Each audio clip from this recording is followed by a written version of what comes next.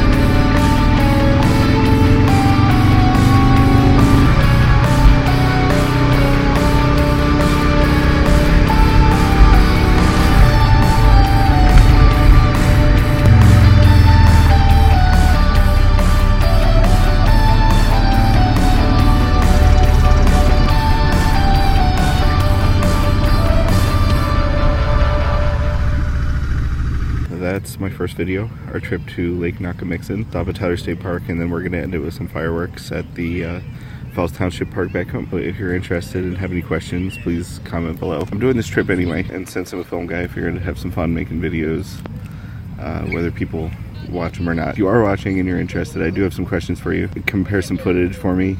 Tell me what you think of one of the quality between the two videos. Do you think one's better than the other? Also, what do you prefer in the sense of the shot? Do you prefer it on the handlebars? Do you prefer it on the helmet? I think I'm more leaning towards the helmet for the forward shot, because the handlebars fix you in one direction, and if I put it on the helmet, it allows me to turn it and you can see what I'm seeing. Also, were there any other kind of shots that you would like to see? Like, I'm going to be building a lot of my own gear, repurposing some things for the whole trip, which is another reason I'm taking these longer trips, to test some of that stuff out.